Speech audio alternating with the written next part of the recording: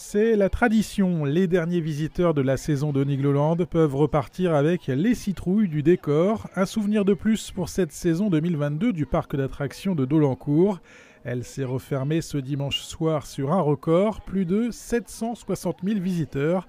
C'est 100 000 de plus que l'ancien record. Les points forts de la saison, ça a été la réouverture, puisque ça faisait 2 ans qu'on n'avait pas ouvert le parc à Pâques. C'est l'après-Covid, les gens ont besoin de sortir, donc ils ont peut-être surconsommé les sites de loisirs comme Nigloland ou d'autres endroits. Ça a été les 35 ans au mois de juin, avec une grande fête. On a fait aussi un été record avec une fréquentation assez impressionnante.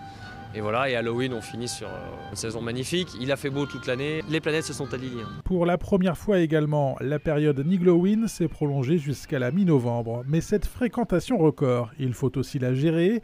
Le week-end du 1er novembre, le parc d'attractions a même dû fermer ses entrées car il était déjà plein, avec de longues minutes d'attente aux attractions et des équipements pas encore adaptés à la foule des très grands jours. Il faut qu'on améliore notre accueil en restauration, il faut qu'on augmente la capacité dans les sanitaires, les toilettes du parc. On est en train d'améliorer les parkings, les accès, mettre des bornes électriques. Voilà, mais c'est Nigloland depuis 35 ans, c'est ça, c'est à chaque année, c'est comment on améliore tout, pas que les attractions, mais le confort des visiteurs pour une meilleure expérience. Pour gérer au mieux l'affluence, le parc est en discussion avec un opérateur. L'idée d'un système de pré-réservation pourrait voir le jour. En attendant, Krampus Expédition, Noisette Express, le Donjon de l'Extrême, mais aussi les attractions pour les plus jeunes, séduisent donc de plus en plus. On a de plus en plus de visiteurs, on a de plus en plus de visiteurs étrangers également, de plus en plus de médias. En fait, c'est un peu l'effet domino, quoi. Plus on a de visiteurs, plus on suscite d'intérêt, plus on suscite d'intérêt, plus on a de visiteurs. Et après, il y a beaucoup d'autres parcs d'Europe qui sont venus nous voir pendant les festivités d'Halloween pour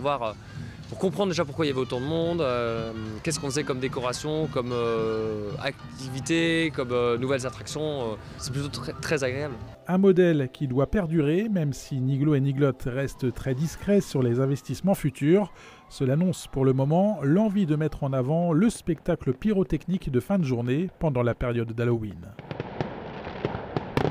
Le feu d'artifice est devenu un spectacle nocturne avec une histoire, une voix off, une musique spécialement composée. L'année prochaine, je pense qu'on va augmenter le nombre de spectacles nocturnes sur, je pense, tout le mois d'octobre. C'est le point d'orgue, c'est le moment le plus fort de la journée, puisque même si vous avez passé des heures dans le parc à attendre, à faire des manèges, dans le froid ou dans le chaud ou sous la pluie, mais peu importe, le spectacle, c'est tous les soirs à la même heure, il n'y a pas d'attente. La seule attente aujourd'hui est celle de la réouverture du parc. Ce sera le 8 avril 2023.